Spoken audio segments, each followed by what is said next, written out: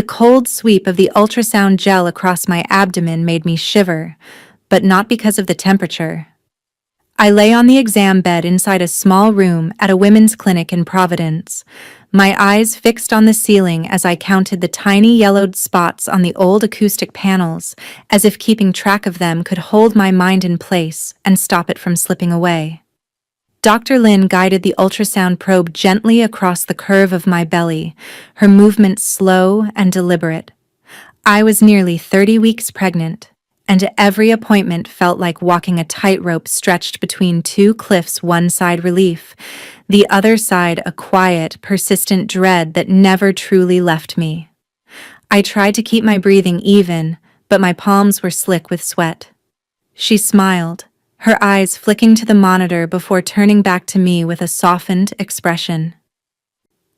"Everything looks good, Emily," she whispered. I nodded, feeling as if someone had just pulled me above the surface after I'd held my breath for far too long. But the relief wasn't real. The trembling in my chest hadn't stopped. Not because I feared something was wrong with the baby, but because I knew sooner or later he would find me. And I had no idea whether that would happen tomorrow, next month, or right here in this quiet little room. I had changed my name, moved to a city where no one knew me, cut off everyone from my past, and started again with a new identity, Emily Walker. But no matter how hard I tried, I couldn't erase the memories. And I couldn't erase the woman I used to be or the man I once loved. Nathaniel Blackwood was not a man easily left behind, especially not when his child was growing inside me, little by little, every day. I remembered the first time I met him in the emergency room in New York. I was the night shift nurse, and he walked in with a bullet wound in his shoulder, blood soaking through the white, expensive dress shirt he wore. He barely spoke, but his eyes— I have never forgotten those eyes. Cold as steel, yet holding something that kept me from turning away. It felt as if he saw straight through me the moment we met. And in some wild, reckless part of me, I believed I could touch whatever humanity remained in the monster he had become. When I discovered I was pregnant, I knew I had to leave him. No goodbye, no explanation, just silence and disappearance. Because I wasn't living only for myself anymore. I was living for the small life growing inside me. I couldn't let this child be dragged into the darkness I had glimpsed in the man I loved, and even after leaving him, I still felt his gaze at my back, as if the love between us, twisted, wounded, impossible, still lived in the air I breathed. Part of me prayed he would never find me, but another part, the part I hated admitting existed, waited for him. Waited for the moment he would appear. Waited for him to ask, "Why didn't you tell me?" And I wouldn't know how to answer, because what words could ever explain the terror of loving someone while running from them? "Your baby is healthy and growing right on track," Dr. Lin said, her voice soft as a breeze. I thanked her, but I didn't dare look at the screen. I was afraid that if I did, I would see something of him. A faint notch in the chin, a subtle arch in the brow. Anything that would make continuing my escape impossible. If you're still listening and this story touches something deep inside you, take a moment to subscribe to our channel, to like and share this video so we can keep bringing you heartfelt stories every day. And if you don't mind, tell me, where are you watching from? Leave a comment below and let us know which corner of the world this story has reached. We treasure every line you share with us. As I stepped out of the clinic, my hands still trembled a little even though the autumn air in Providence wasn't particularly cold. I pulled my gray wool scarf around my neck, my heartbeat still unsettled after hearing the rhythmic thrum of my baby's heartbeat on the screen. That sound, for any mother, is sacred. But for me, it was more than that. It was a reminder that every choice I made from now on was no longer only about me. I walked down the steps, resting one hand gently on my belly, trying not to let my thoughts wander too far. But as always, Memories slipped in without knocking, without asking permission. 6 months earlier, I had still been Emily Jensen, a night shift nurse in a large Manhattan hospital, a woman living a simple, steady life, until everything changed after the night Nathaniel Blackwood walked into the emergency room. The change didn't come all at once, but seeped in like a drug, slow, sweet, dangerous. I loved him. I know how foolish that sounds, especially when the man I loved was someone the entire city whispered about. The shadow behind massive business deals and people who vanished without a trace. But love doesn't reason. It arrives quickly, fiercely, and by the time I realized it, I had already stepped past the point of no return. Nathaniel showed me a world I had never known, dinners in places with no names on maps, whispered promises of a life without fear, eyes that felt like hypnosis, and the soft brush of his hand against my shoulder enough to make me forget reality. I trusted him, until one night. I woke at 2 a.m. to find him on the balcony, phone against his ear, speaking in a low, gravelly tone. I didn't hear the whole conversation, only a few words, but they were enough to shatter every piece of me. The delivery must arrive before dawn. If he turns, handle him like the one in Brooklyn. That sentence looped through my mind like a broken tape. And then came the truth, even more terrifying than that. I was carrying his child. I left that very day. I took nothing but a small bag, my medical files, and a sonogram printout I hadn't even had time to place in my journal.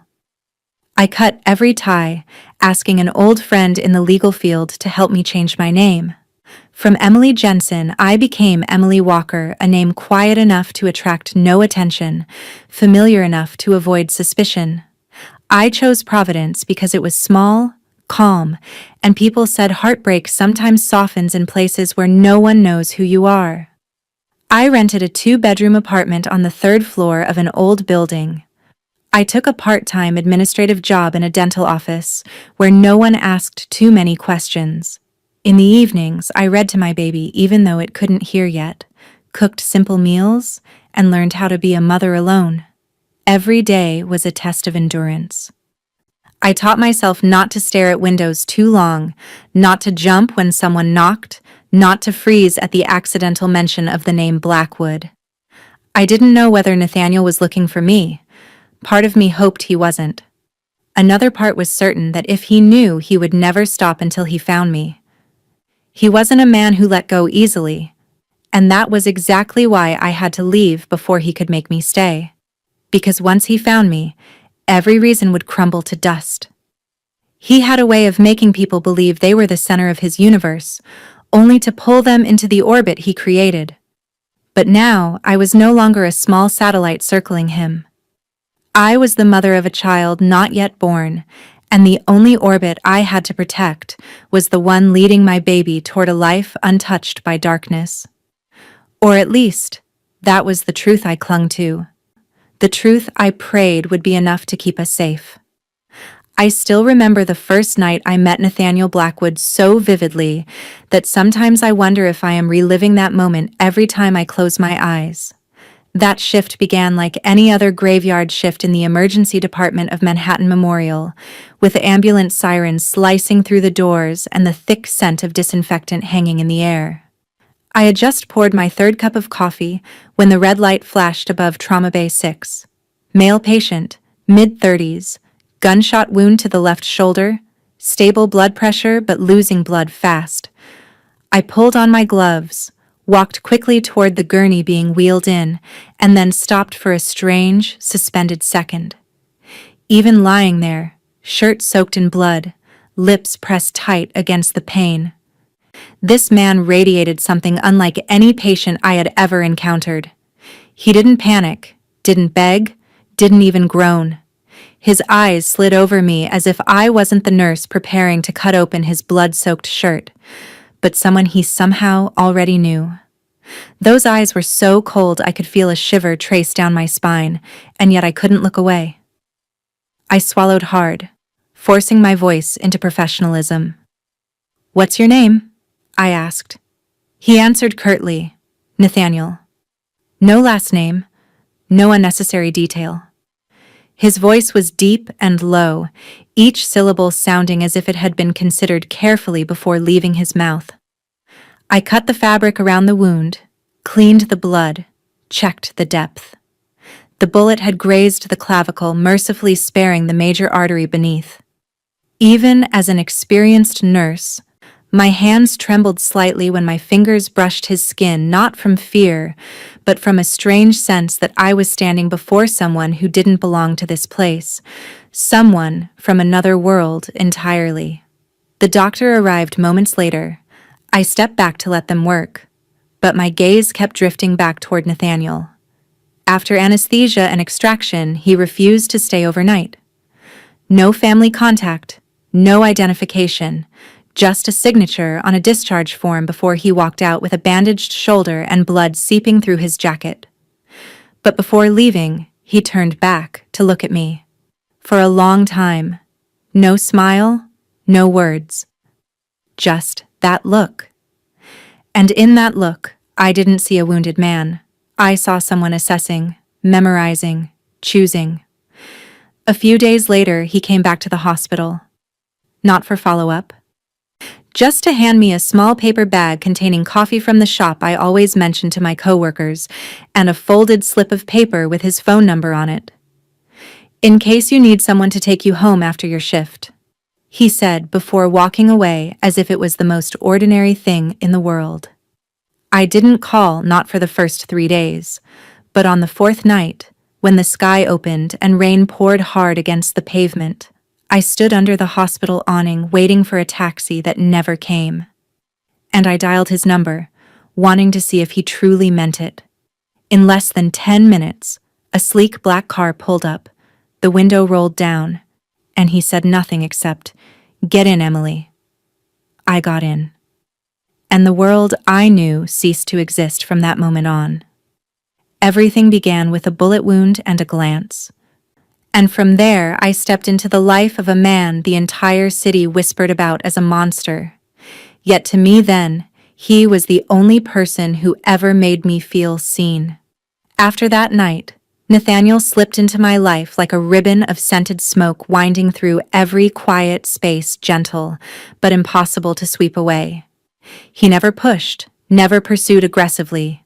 He simply appeared, always at the right moment, in the right place, as if every step I took had been mapped long before I took it. On nights after my shift, he often waited under the street lamp across from the hospital, never stepping inside, always giving me just enough distance to choose. But each time I spotted the glow of his headlights through rain or snow, my heart faltered. Our first date wasn't at some glittering restaurant, it was in a tiny Italian eatery tucked between 2 brick buildings in West Village. The elderly owner, white-bearded and warm, greeted Nathaniel by name in a familiar, lilting Italian accent.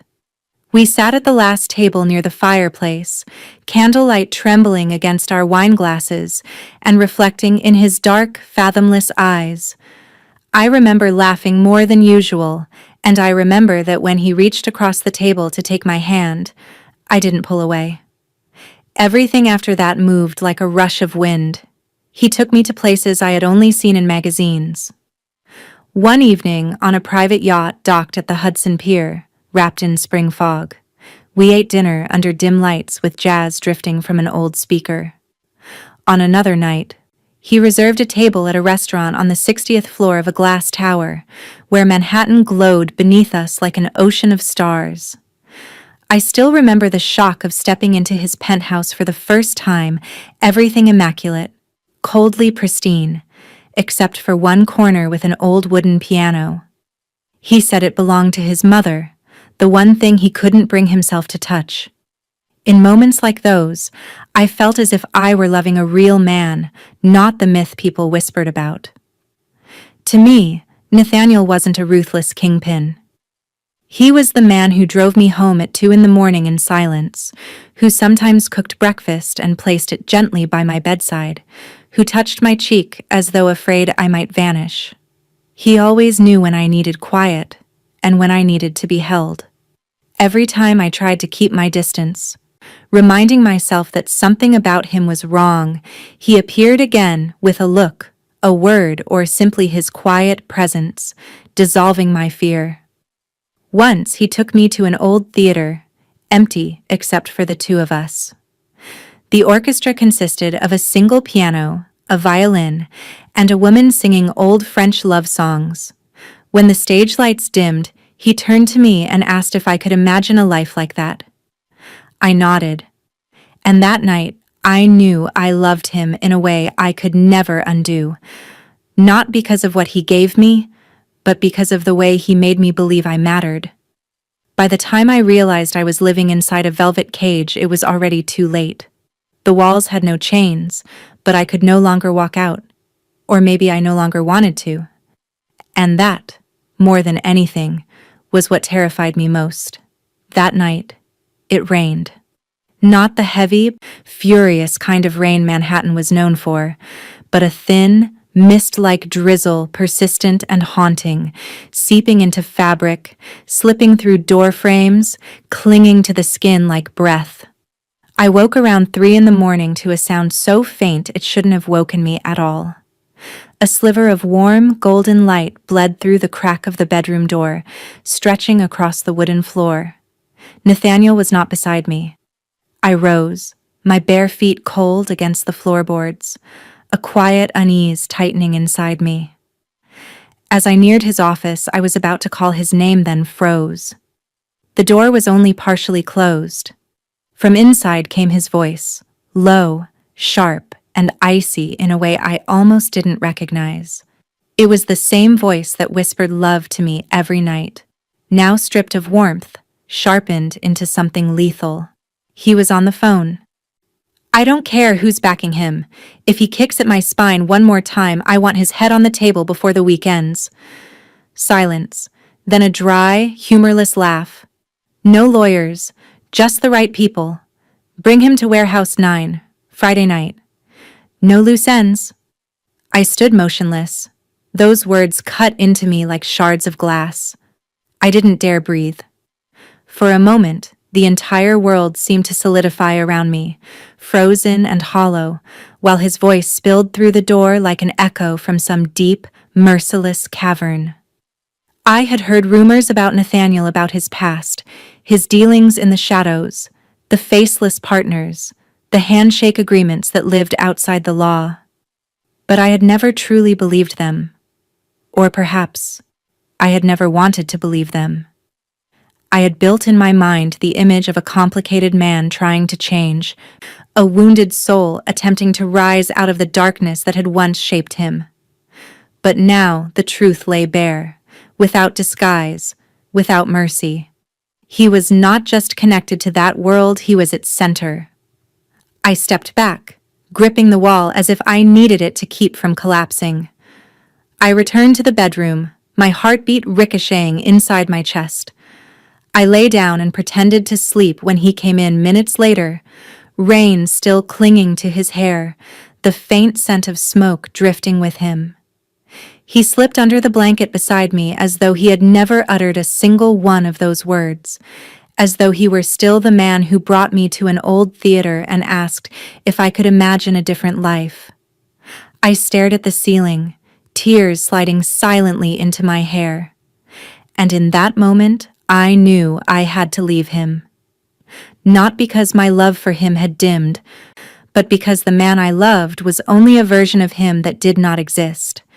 And if I stayed, that love would not only destroy me, it would endanger the small life growing inside me every day.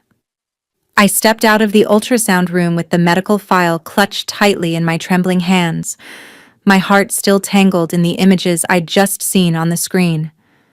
The baby was growing stronger every day, healthy, promising a living piece of a love I no longer dared to speak aloud. I walked down the hallway with hurried steps, needing to leave before the fear inside me could take shape and swallow me whole. And then I stopped. Completely, as if time itself hardened into glass around me.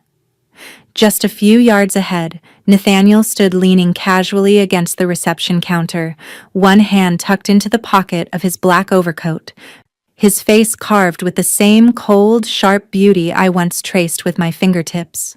His gaze swept across the waiting room and stopped when it found me. Every sound dissolved. I no longer heard the chatter of patients or the shuffle of nurses, only the violent thud of my own heartbeat in my ears. I couldn't breathe. My feet rooted themselves to the ground. My belly tightened. 7 months of hiding, of watching every shadow, every unknown number, every slight coincidence only for this. For him to appear here, in the one place I had clung to as my last refuge. His expression wasn't angry. It wasn't even surprised. It was still, terrifyingly still, as if he had known. As if he had always known, waiting only for the exact moment to step out of the shadows. I wanted to turn and run, but my body refused to move. A nurse passed between us, snapping the tension but not breaking it. I quickly moved toward the emergency exit, desperate for this to be a trick of an exhausted mind. But his voice rose behind me, steady, deep, unmistakably close. "Running again, Emily?" I stopped. My heart slammed so hard I thought it might burst. He walked toward me, slow steps, deliberate, each one cutting the distance between us with certainty. No one in the room seemed to notice, or maybe they chose not to. Nathaniel had a way of dimming the world around him until only he remained in focus. He halted in front of me, his gaze dropping to my belly beneath the loose coat. His eyes froze for a single heartbeat, then shifted first surprise, then comprehension. It wasn't the look of a man learning he would be a father. It was the look of someone who had suspected the truth for a long time and was now simply confirming it. "You're pregnant." His words weren't truly a question. I didn't answer. I couldn't. My throat tightened, not with emotion, but with fear. The fear of being dragged back into the world I escaped. The fear that he could reclaim everything with a single decision, a single touch. "Why didn't you tell me?" The question came slowly but struck with the force of a blade. I clenched the file in my shaking hands. "Because I didn't know what you would do, and I won't let my child grow up in fear." He said nothing for a long moment, his eyes locked on mine. My words didn't anger him. They deepened something inside him, pulling his thoughts inward. Then he nodded slightly, as if weighing a choice only he could understand. "Where did you go after the last time we saw each other?" I stepped back, meeting his gaze head-on. "It doesn't matter anymore, Nathaniel. What matters is that you know now, and I know too. We are not the people we were."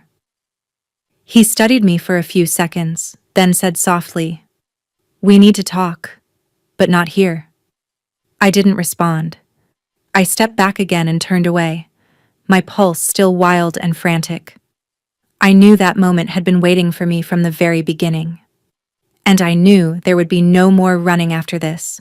I almost ran toward the reception desk, my palms slick with sweat, my heartbeat thundering so loudly that each step sounded like a drum pounding inside my ears. Every instinct in me screamed to get out of that building as fast as possible, to put as much distance as I could between myself and Nathaniel. But as I approached the counter, the receptionist, a young blonde woman whose familiar smile had greeted me at every appointment, looked up at me. Then her eyes shifted to the man approaching behind me. The small lobby suddenly felt suffocating. I could feel heat rising across my back, the unmistakable pressure of his presence filling the room. Nathaniel stood behind me in silence, yet the weight he carried thickened the air. The receptionist gave a wavering smile, her voice trembling slightly. "Hello? Can I help you?" I meant to speak, to stop him, but it was already too late. He pulled out his wallet and placed a simple black business card on the counter. No logo. Just a name and a phone number pressed into the surface in muted silver ink. "I'm looking for someone, a woman named Emily Walker." She had an appointment here this morning. The receptionist looked at me, then back at him, clearly torn.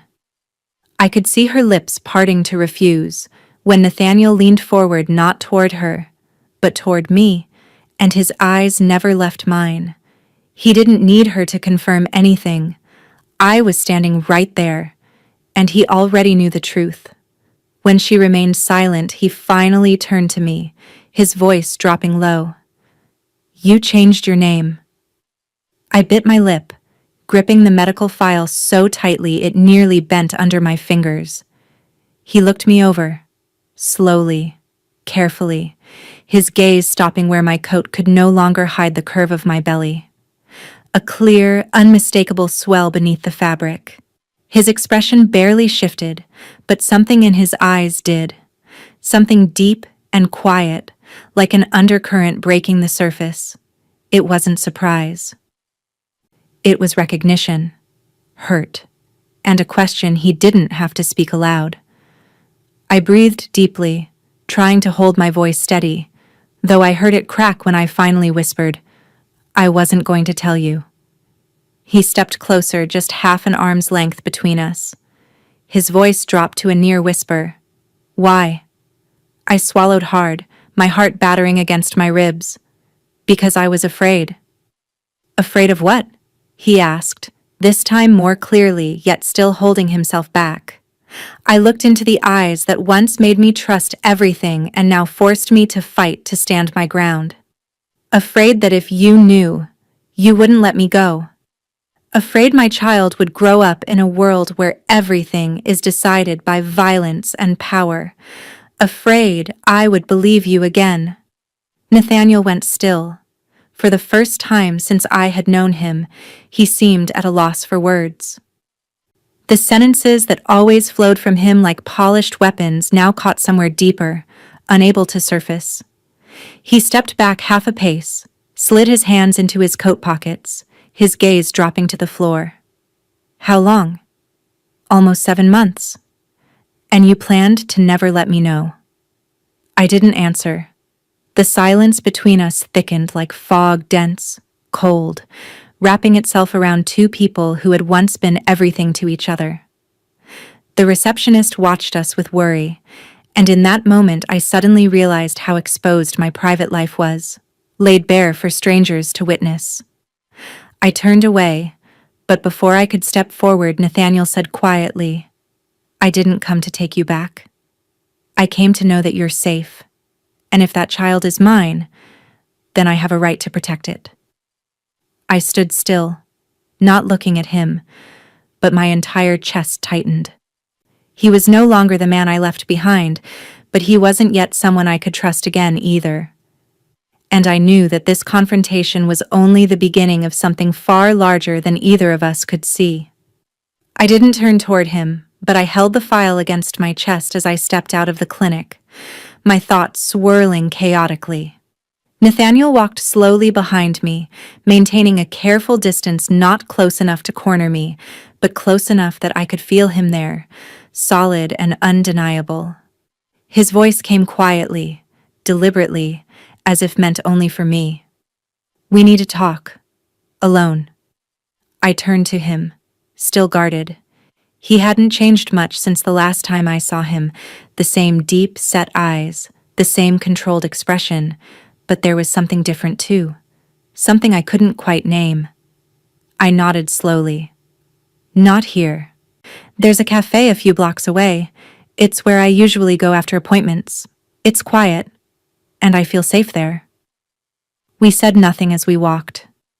The tension between us felt like a taut string stretched to breaking. My heart trembled, yet I kept moving. When we finally sat at a small table tucked into the corner, I looked at him for a long time before I spoke.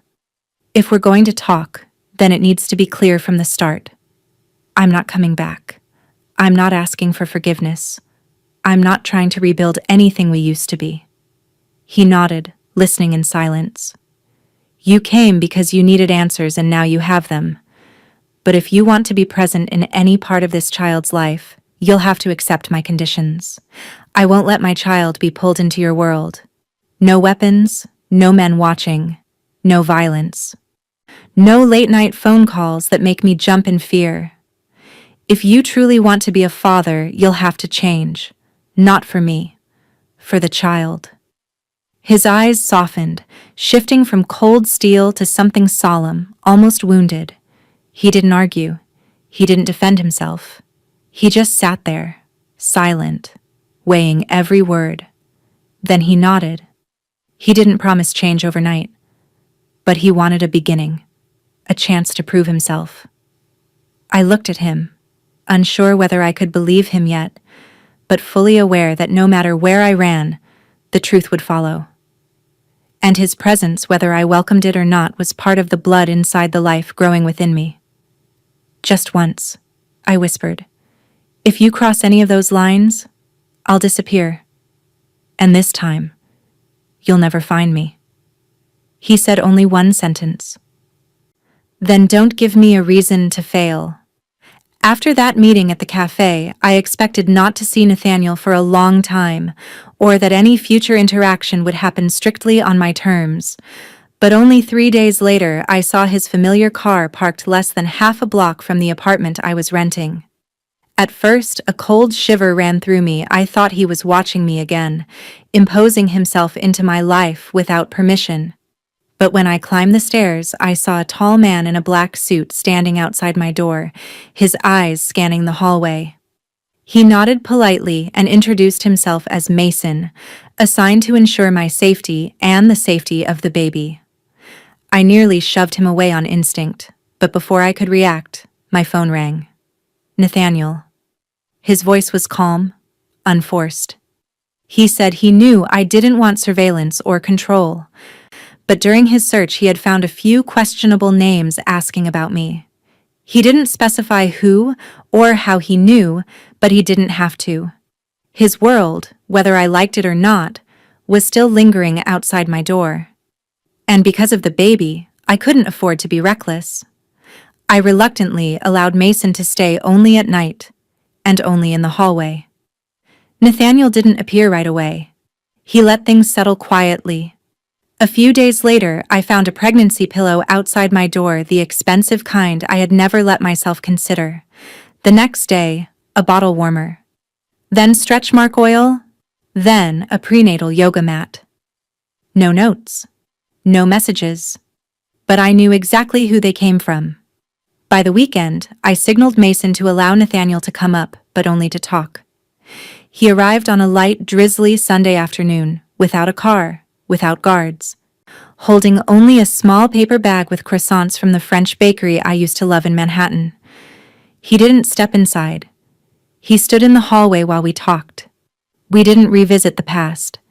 Instead, we talked about how I was sleeping, how often the baby kicked, whether I could still lie on my back without losing breath, and whether the doctor had said anything new. His voice was calm, unhurried, without pretense. Just a man trying to learn how to walk beside a world he had wounded. These quiet meetings began to happen regularly. Some days he simply walked with me through the small neighborhood park. Some days he accompanied me to a prenatal checkup and left before I could thank him. I didn't want to admit it, but a small part of me felt safer knowing he was near a small part, but undeniable. Everything unfolded quickly, but without the noise of our past. Something in Nathaniel had changed, or maybe it was just the way he showed himself. He maintained distance, never stepping inside my home unless I allowed it. But his persistence slowly lowered my guard. I still wasn't ready to forgive him, much less trust him again. But I began to believe that he genuinely wanted to be a father. Not as a powerful man imposing his will, but in the most human way he knew how. And sometimes, that alone was enough to make me take one small step back toward him, even as my heart trembled at the memory of everything we had survived. When the 8th month began, I realized Nathaniel's presence no longer tightened my shoulders the way it once had. He was no longer the silent shadow watching from a distance, no longer the man who kept me awake at night with fear clawing at my ribs. He became the person who knocked on my door every Saturday morning with a nutrient-packed smoothie for expectant mothers, the one who waited quietly in the hallway after every prenatal checkup, the one who sent short messages asking if I had eaten, how I was sleeping, whether the baby had kicked more than usual. I didn't answer all of them, but I read every single one. Some afternoons, I allowed myself to walk beside him in the small park near my building, where no one knew who we were, where no one looked at him with guarded suspicion, where no one whispered the name I had spent months trying to forget. We talked like two people who had once loved each other and were now learning how to be something gentler, something like friends. Sometimes he told me about his childhood with his mother, a pianist who died far too young. Sometimes I told him about the fears of becoming a single mother, the nightmares that visited me since the day I learned I was pregnant. Whenever I opened up, he listened, he didn't interrupt, didn't try to fix anything or soften anything. He simply stayed. And slowly, painfully, I realized a part of me still loved him. Loved him in a quiet, guarded way I was afraid to examine too closely. But it was there. Yet the more peaceful our moments became, the sharper my inner conflict grew. I couldn't forget who he was. I couldn't forget what I heard through that half-closed office door. Couldn't forget the women I'd seen slip through the hospital hallway with bruises half hidden under their sleeves, fear sealed behind silence. I didn't know what Nathaniel had done in detail, but I knew enough to understand his world was not the one I wanted for my child. I couldn't let my baby grow into a life where words weighed more than laws, where silence was bought with fear, and where expensive gifts were used to bury the truth. I began to feel trapped inside an emotional snare, where memories of our past love glimmered like shards of glass in sunlight, beautiful enough to make me forget they could cut me at any moment. Nathaniel seemed to sense the shift. One afternoon, he asked a question that seemed harmless, yet left me speechless for a long time. If you'd never heard that phone call, would you have stayed? I didn't answer right away, because I honestly didn't know. Maybe I would have stayed, sinking deeper until escape was impossible. Maybe I would have kept loving him, convincing myself everything was fine until the truth cornered me. And that was what scared me most. I wasn't afraid of Nathaniel hurting me. I was afraid I would hurt myself by loving him still. We sat together for a long time after that, saying nothing. We didn't need words, because we both understood that whatever existed between us hadn't vanished. It was only buried under layers of doubt, pain, and truths, too heavy to ignore. And I began to realize that if we were ever going to move forward, we would have to face not just each other, but the darkness within ourselves. Monica appeared on an early winter afternoon when the sky hung low and gray, and cold air seeped through the window frames no matter how tightly I shut them. Nathaniel arrived later than usual that day, but he didn't come alone. The woman beside him looked to be in her early 30s, tall, short brown hair, dressed simply but moving with a crisp precision, her eyes tracking every small movement I made. Nathaniel introduced her as Monica, the one who would temporarily replace Mason as my security detail. I could feel the professionalism in every one of her gestures, but it was also clear she wasn't only a bodyguard. Monica didn't resemble the men who once followed Nathaniel. She wasn't silent. She didn't loom. But she observed with an acuity that made me feel exposed, as if she could see straight through me. She began showing up every day, exactly at 8 in the morning, sitting in the cafe downstairs or pacing the opposite sidewalk. Never intruding, but always close enough to intervene. At first, I found it suffocating. But slowly, as unfamiliar faces began lingering too long near my building, as someone tried my door late one night but fled when I called out, I understood Monica's presence wasn't excessive, it was necessary. One evening, while Nathaniel walked with me, I finally asked him directly what was happening. He stayed silent for a long time before speaking. Damien crosses out of prison. Those words made my heart stutter. I had never met Damien, but his name wasn't unfamiliar. When I lived with Nathaniel, I'd heard that name whispered during abruptly ended phone calls, seen it on photographs tucked into files he never left open.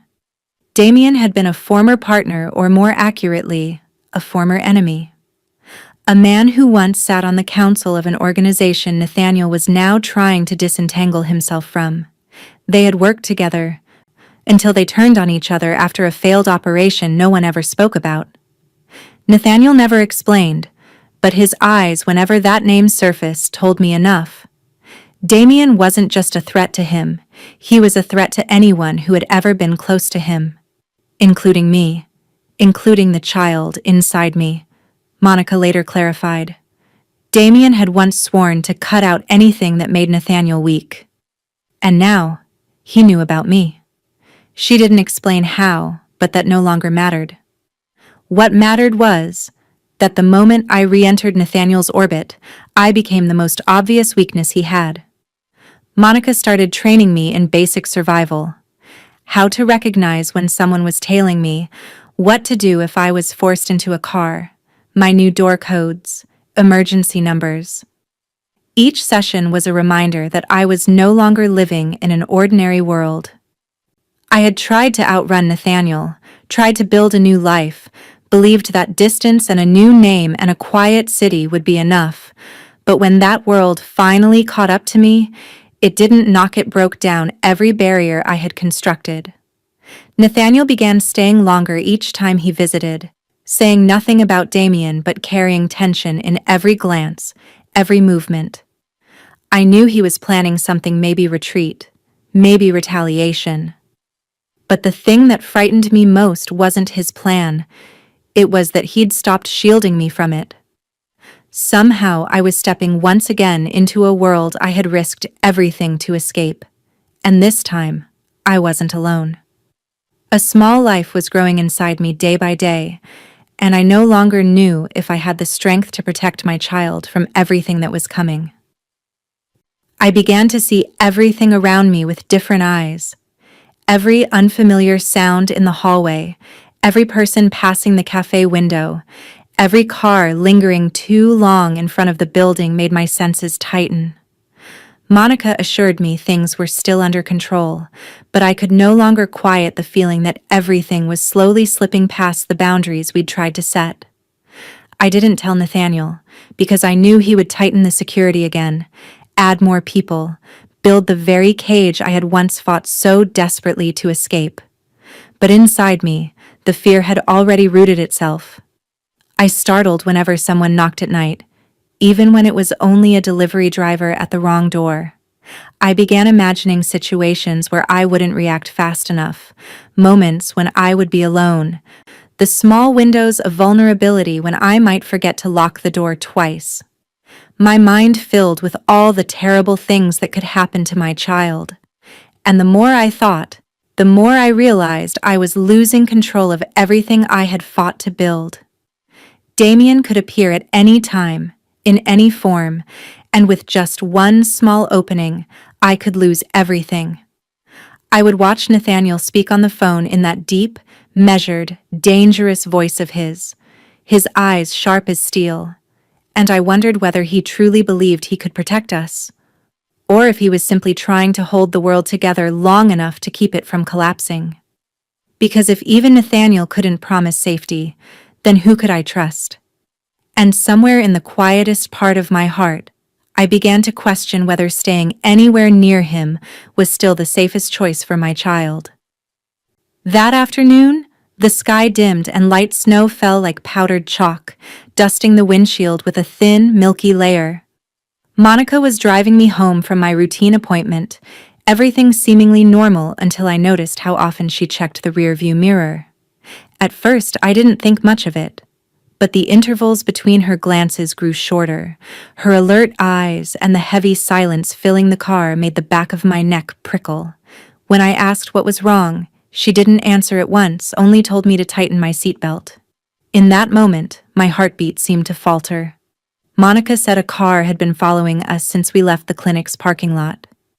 Not close enough to alarm anyone, but not distant enough to disappear either. She didn't know who was driving it, but her instincts honed by years in the field told her it wasn't coincidence. I turned and looked back. A gray car, dark-tinted windows, no front plate. On any normal day, maybe I would have brushed it off. But now, with Damien Cross's name hanging over us like a suspended blade, every sign felt like an alarm. Monica didn't take long to confirm her suspicion. She turned sharply down a narrow side street, weaving through unfamiliar back roads, taking so many sudden turns I lost track of where we were. After nearly 10 minutes of switching directions, she finally pulled into a cluster of old brick row houses tucked deep inside a quiet, forgotten neighborhood. She turned toward me, her expression steady but severe.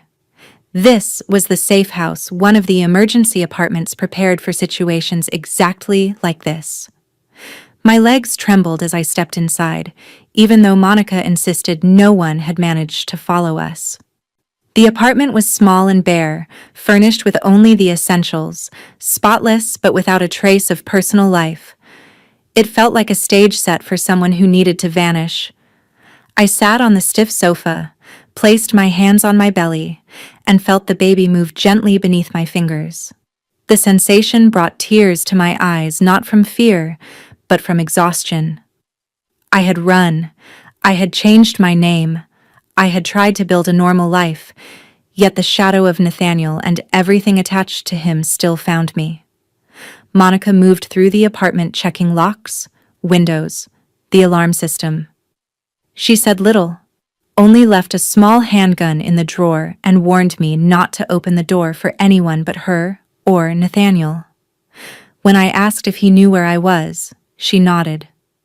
He wouldn't come right away, doing so would draw too much attention, but he had already activated the highest level of protection. I looked around the room, feeling like a creature tucked away in some dark forest, hidden but hunted, uncertain of what waited outside. Part of me felt relief knowing my child was safer for the moment. But another part ached with the realization that I no longer had choices, only the instinct to keep running. And this time, I wasn't running for myself. I was running for a life that didn't yet understand the world, yet had already been thrust into it with fear and trembling steps. Near midnight, I heard the knock, 3 light taps, a pause, then 2 more, Monica's exact signal. My heart tightened painfully. I moved to the door quietly and looked through the peephole. Nathaniel stood there, alone. No guards. No luxury car waiting outside. His gray coat was wet from the misting rain, his hair disheveled, and though his eyes looked tired, they still held the sharp focus that never seemed to leave him. I opened the door.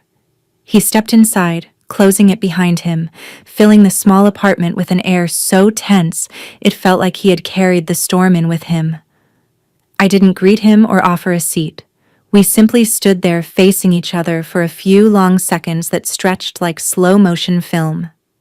He broke the silence. He said the place was no longer safe, that despite the evasive routes, there were signs Damien had tracked the trail. He hadn't appeared himself, but the shadows he sent were drawing closer. Nathaniel said Monica had found a listening device near the clinic I frequented, and though they couldn't be sure it was meant for me, he wasn't willing to gamble on maybes. Then he told me he wanted to take me to Boston to one of his private houses on the outskirts, guarded by an independent security system, far from the city center, with no direct ties to his former organization. I shook my head immediately. No, I didn't want to return to that city, to that life, to the place where I had once believed I was safe, only to flee in the dark with a shattered heart and a child still forming inside me. Nathaniel didn't argue. He didn't beg, didn't command. He simply looked at me with the stillness of a winter lake. Then he said one sentence that silenced everything. "If you stay here and something happens, I will never forgive myself." I turned away, biting my lip hard enough to taste blood. I didn't want to give him control again.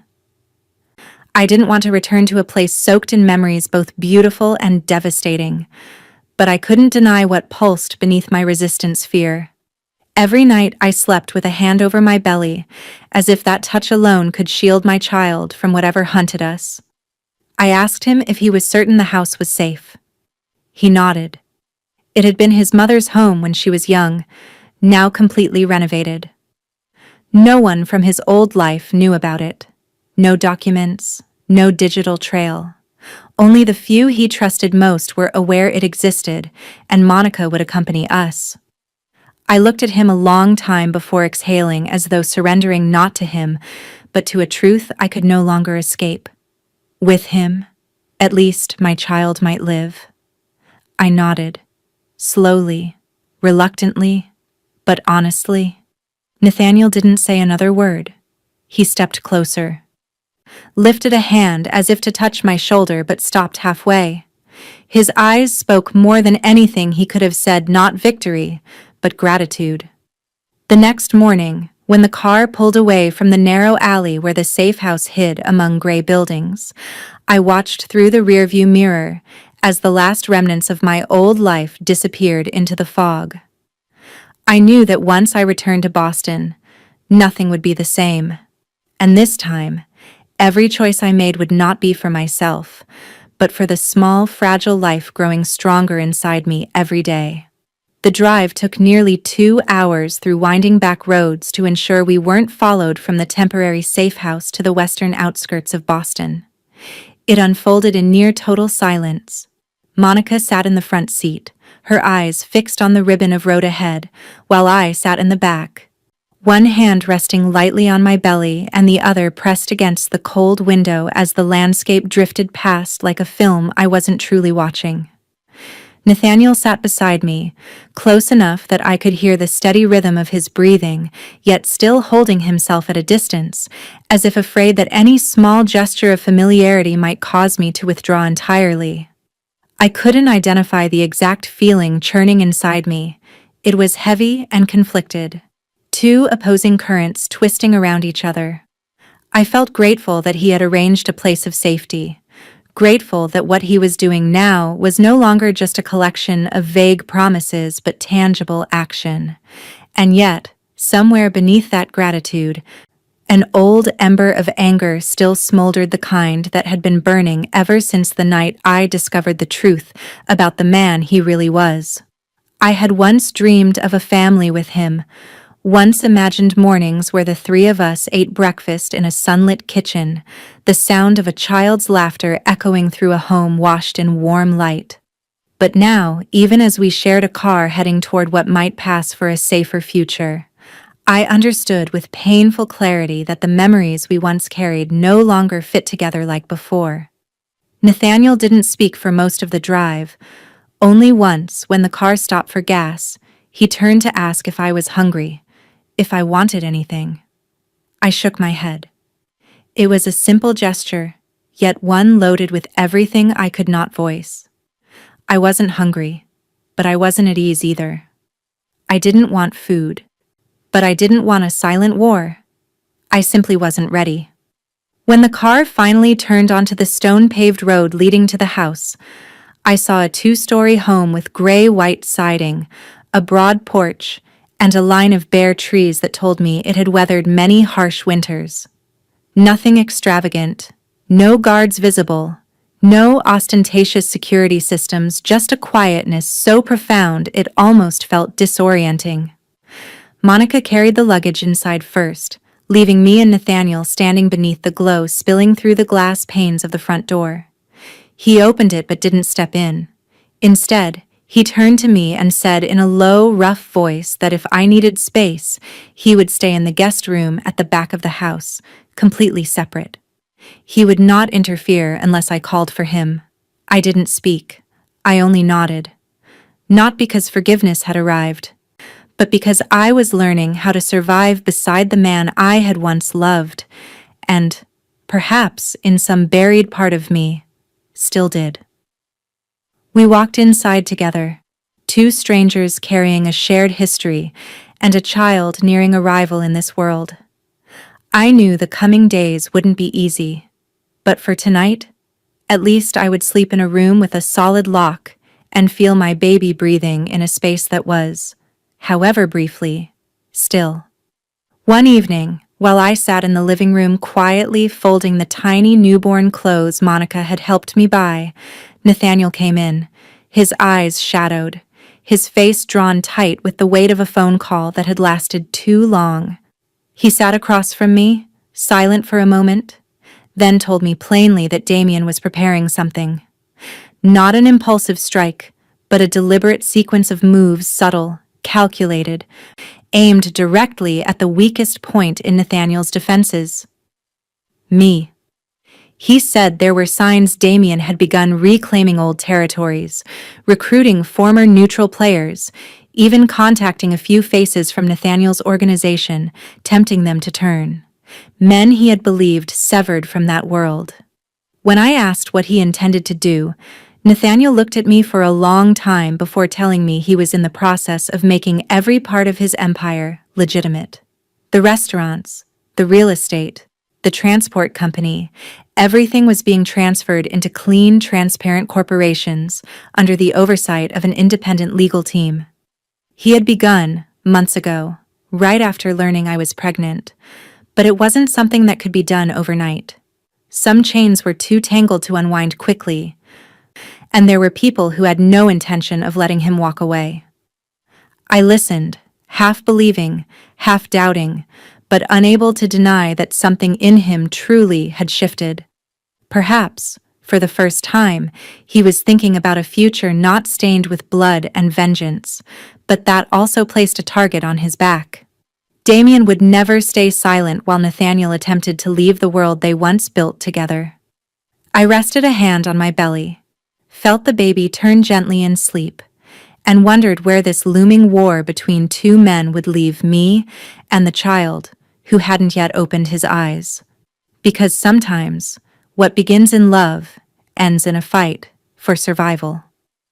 That morning brought one of the rare shafts of sunlight after days of gray, damp cold.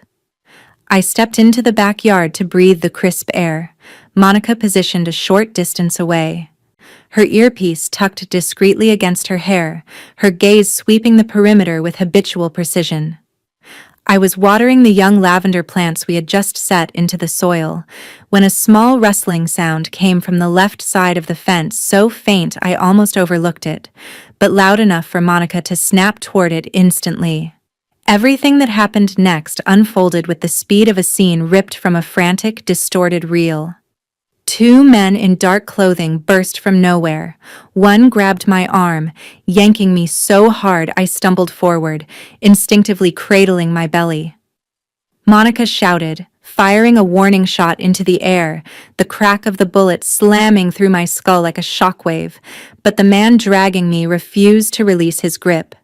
He pressed a foul cloth that smelled like gasoline over my mouth, hauling me backward as I struggled helplessly, every muffled cry trapped in terror and pain.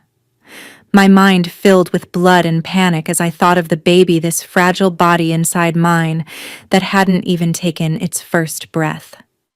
Monica charged forward, firing again. The shot hit the man's leg, sending him screaming as he finally let me go. I collapsed onto the damp grass, gasping, but before I could gather myself, another arm snaked around my torso, dragging me away again. I heard the roar of an engine in front of the house, doors slamming, shouting a chaos of feet and curses, and then Nathaniel's voice cut through everything like thunder. "Don't touch her." A gunshot exploded, close and terrifying, Monica shouting my name as she ran. My vision blurred as I was shoved toward a waiting car near the gate, but just as the door flew open, a figure lunged in, yanking me backward with brutal force. Nathaniel. He wrapped his arms around me as though letting go would mean losing me forever. Another attacker rushed forward, but before he could lay a hand on me, another gunshot rang out. Monica dropped him without hesitation. Nathaniel pulled me into the house, slamming every door shut, locking them hard from the inside. I couldn't form words. My heart hammered so violently I felt pain tearing across my ribs. Nathaniel cupped my face, his hands cold but firm, as if confirming I was truly alive. He asked if I was hurt, if I felt pain anywhere, if the baby had moved. I could only nod as tears streamed down my cheeks. Damien hadn't appeared. He didn't need to. A handful of lackeys was enough to poison the air with fear and to remind us how close he was. Nathaniel struck the wall with his fist once he confirmed I was safe, anger and helplessness shaking through him like fire. Monica was already shouting orders into her radio, activating every emergency protocol.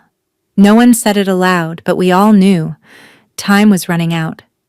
The fragile safety I had once believed in was already crumbling, fragile as thin glass in a storm. In Nathaniel's arms, for the first time in weeks, I felt not only fear but a rising fury, not at him, but at everything threatening the small, unformed life I had carried for so many months. In that moment, I made a silent vow. I would not let anyone, not Damien cross, not the ghosts of Nathaniel's past, not the darkness stalking us, lay a hand on my child ever again. 3 days after the attack, I woke close to midnight to an unfamiliar sound coming from the study at the end of the hallway. A thin blade of light spilled beneath the door, telling me Nathaniel was still awake. I moved quietly, not wanting to disturb Monica, who was asleep on the long couch in the living room. Whatever drowsiness remained dissolved the moment I heard Nathaniel's voice through the half-closed door, low, cold as carved stone, the tone he used only when giving orders. He didn't know I was standing there, silently hearing every word spoken through the satellite phone. Someone on the other end reported that Damien had been tracked. He was hiding in an old warehouse near the city limits, and with a single nod from Nathaniel, the plan to eliminate him could be carried out before dawn. There was no mistaking the steel in his voice when he said to clean every trace. No need to bring him in. Don't give him the chance to try again. In that moment, I felt myself pulled backward into a truth I had always tried to push away, that no matter how much Nathaniel had changed, at his core, he was still a man who could order another man's death as if it were simply another line item in his work. I pushed the door open just as he ended the call. He startled, phone still in hand, eyes wide as if he hadn't imagined he would find me standing there. I didn't yell or cry. I simply asked what he was doing.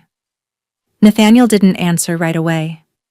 He pocketed the phone and stepped toward me, his eyes dimming with a guilt almost childlike. I asked again, this time my voice cracking, was he planning to kill Damien? His response was a sentence I would never forget. He had no other choice. When I looked into his eyes, I saw 1,000 silent battles raging inside him. His fear for me, his fear for our child, his hatred for what Damien had done, and above all, the desperate need to end everything before it took away whatever was left of his life. But I also saw this. If he carried out that order, he would never escape the darkness he was trying so hard to leave behind. I stepped closer and placed my hand against his chest, feeling the forceful, restless beating beneath his shirt. I told him that if he truly wanted to start over, if he wanted to become the kind of father our child could one day speak of with pride, then he had to stop now, not because Damien deserved mercy, but because our child deserved a beginning unstained by blood. Nathaniel said nothing for a long time. Then he turned away, bracing both hands on the desk as if every part of him was struggling against a rising tide. I didn't know what he would choose, but that night was the first time I ever saw him step back from the very path his entire life had been built upon. He didn't call back. He sent no further orders. He only stood there in the long shadow cast by the desk lamp, and I knew that if he could withstand that moment, perhaps, just perhaps, we might have a chance to start again. The next morning, he left early without saying where he was going. He only left a slip of paper on the kitchen counter. A few handwritten words. I need to finish this the right way. Don't worry, I won't let you down. I read it again and again, my heart swelling with fear and hope intertwined. Nathaniel had never hesitated when making decisions, especially with someone like Damien Cross. Yet now, after everything Damien had done, he was choosing another path. It wasn't weakness, it was courage.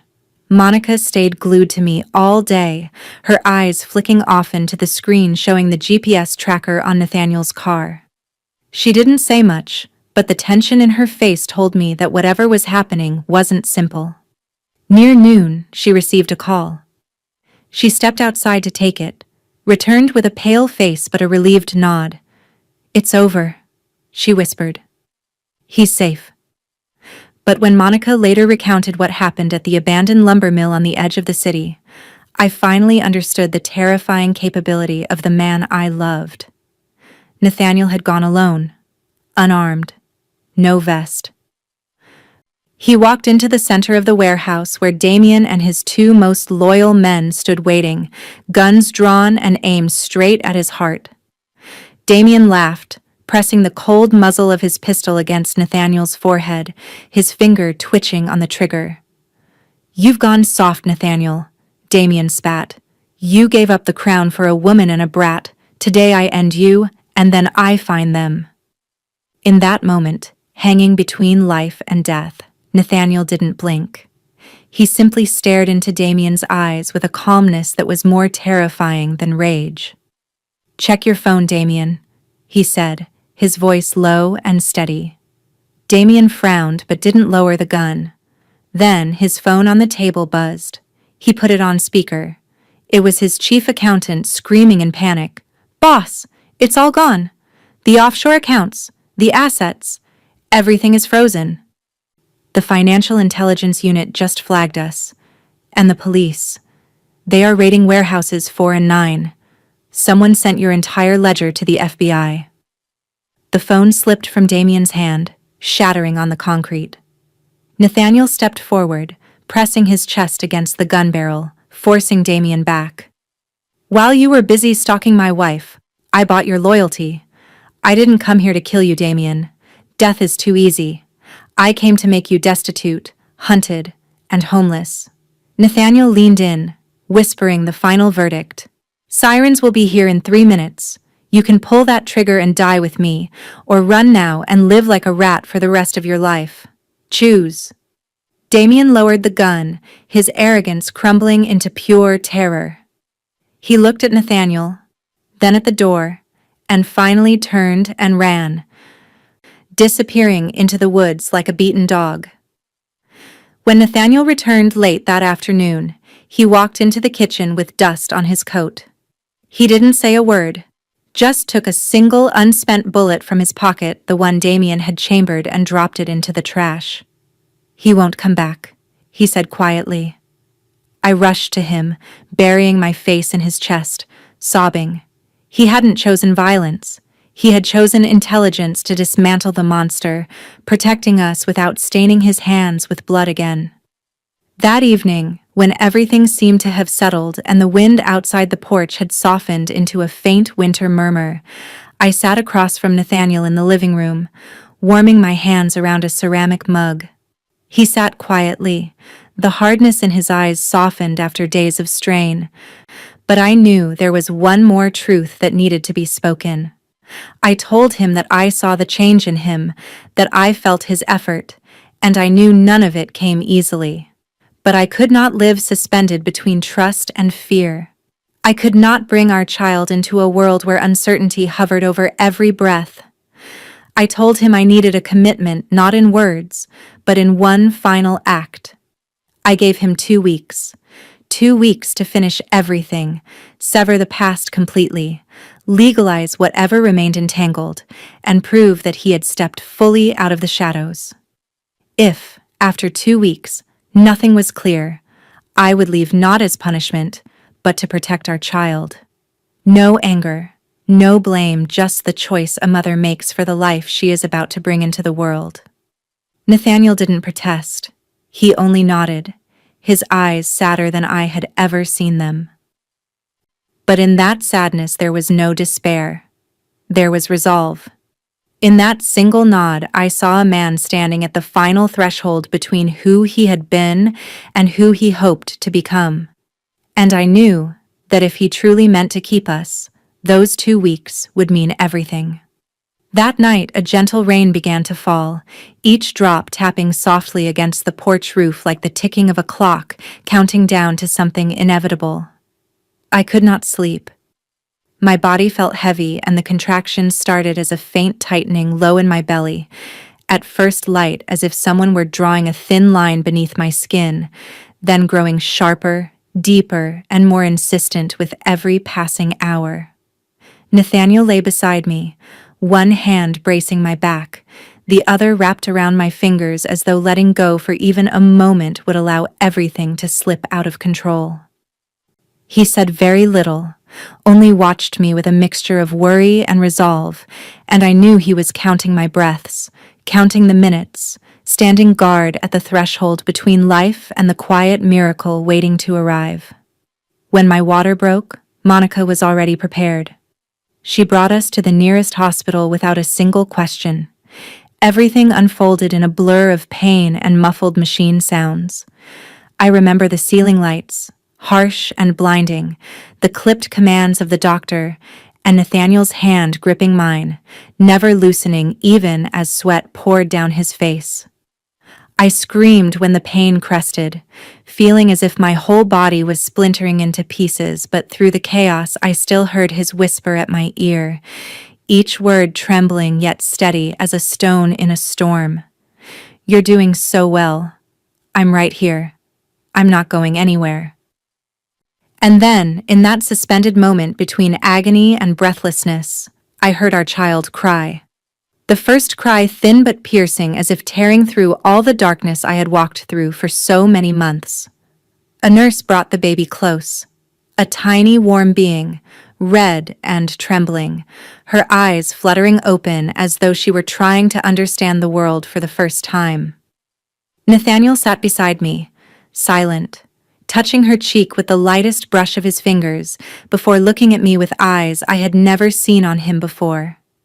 It was not the gaze of a man who had once shaken the underworld, but of a father discovering fear, tenderness, and a love so profound it robbed him of speech. We named her Grace, a simple name, delicate as a breath, carrying everything we had lost, found, and fought to protect, with whatever parts of ourselves remained. The days that followed drifted by slowly, as if time itself paused to let us absorb every new moment. Nathaniel never left the hospital. He changed diapers, rocked her to sleep, learned to cradle her properly, sometimes awkwardly enough to make us laugh. But his eyes never drifted from Grace, not even for a heartbeat.